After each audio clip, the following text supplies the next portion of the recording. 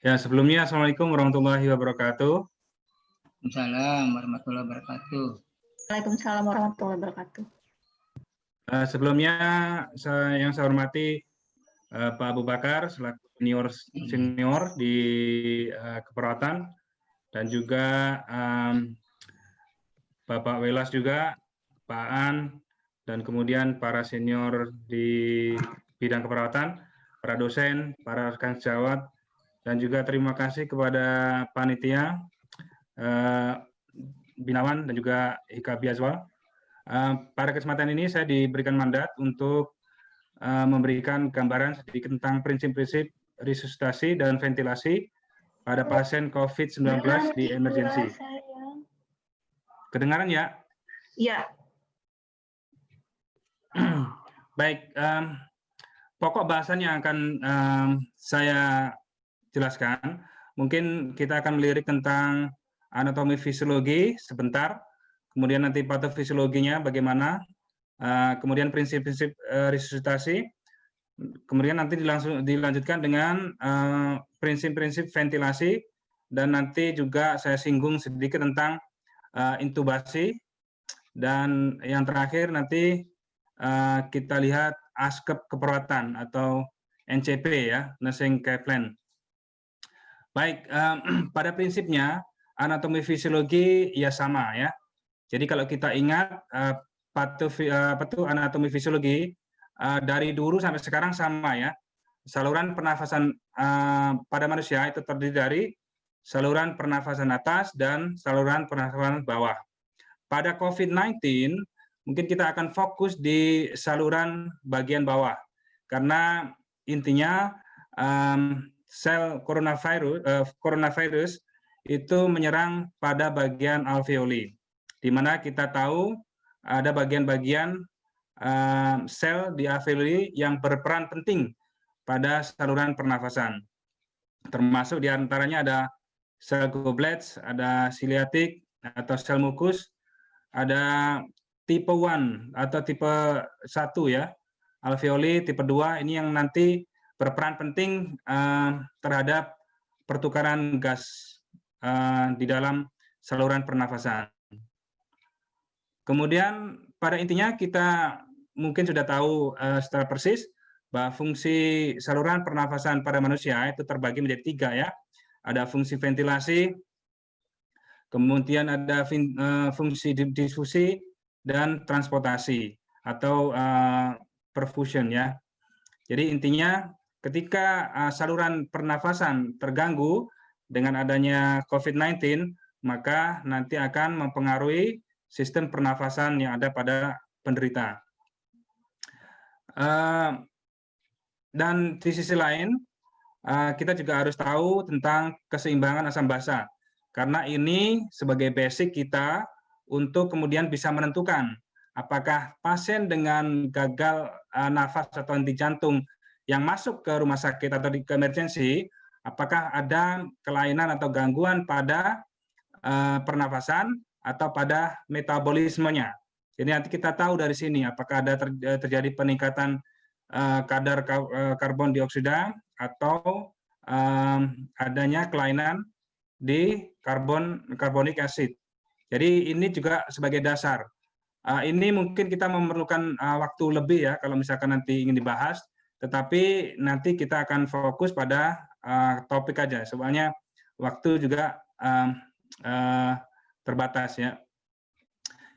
Secara kasar kita tahu juga bahwa kapasitas dan volume paru-paru kita bisa lihat di sini. Yang paling utama yang kita perlu perhatikan adalah kita tahu ya tidal volume, berapa normalnya. Ini yang nanti akan menjadi dasar kita memainkan di ventilator. Karena tidal volume itu sangat mempengaruhi nanti ketika kita melakukan setting di ventilator, apalagi di emergency. Kemudian kita juga tahu ya komposisi air, konsumsi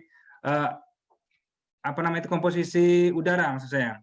Jadi komposisi udara ya kita tahu kita komposisi 20%, kemudian di sisi lain kita ada nitrogen. Ini hal yang perlu kita ketahui sehingga nanti ketika kita merawat pasien dengan ventilator, kita tahu apakah nanti ada gejala keracunan oksigen. Jadi toxicity. Ini sebagai basic saja. Kemudian patofisiologi, ini patofisiologi COVID-19 ini sangat rumit sebenarnya ya. Tetapi pada intinya patofisiologi tidak jauh dari sistem pernafasan, terutama di alveoli.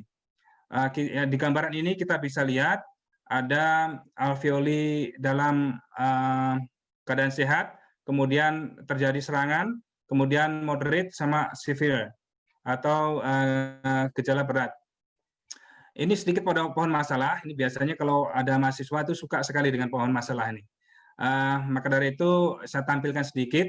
Jadi ketika virus masuk di saluran pernafasan atas, kemudian bereplikasi atau menyebar ke saluran pernafasan bagian bawah, kemudian di situ ada terjadi kerusakan pada alveola, kepada alveoli maksud saya. Kemudian di situ juga terjadi kerusakan pada sel tipe 2, di mana sel tipe 2 ini sangat penting peranannya dalam sistem pernafasan. Ketika terjadi kerusakan di sel tipe 2 dan tipe 1 itu lebih ke gas exchange. Jadi dia pertukaran oksigen di situ. Tapi ketika ada kerusakan di situ, maka akan terjadi, dia akan merangsang makrofag ya di situ, kemudian untuk produksi sitokin atau cytokine. Di situ masalah utamanya adalah ketika sitokin ini mengeluarkan ilekin 1 sama ilekin 6 ini berperan aktif atau berpengaruh besar terhadap terjadinya vasodilatasi yang kemudian pada intinya nanti akan terjadi peningkatan kapiler ya, permeabilitas kapiler, sehingga nanti akan terjadi leaking di alveoli, itu akan terjadi leaking atau cairan, penumpukan cairan, kebocoran misalnya.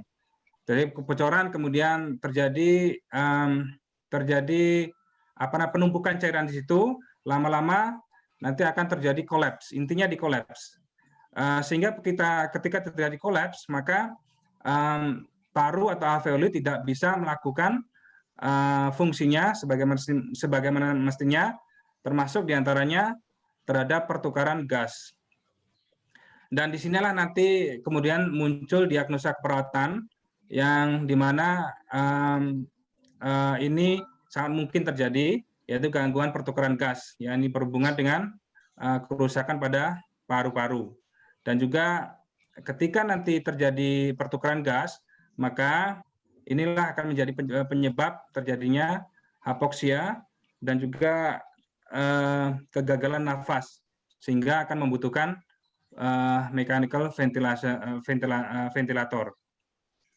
Di sisi lain, vasodilatasi juga akan menyebabkan penurunan blood volume, sehingga nanti ujungnya akan berimbas pada penurunan tekanan darah ya, sehingga nanti risiko multi organ failure itu sangat tinggi.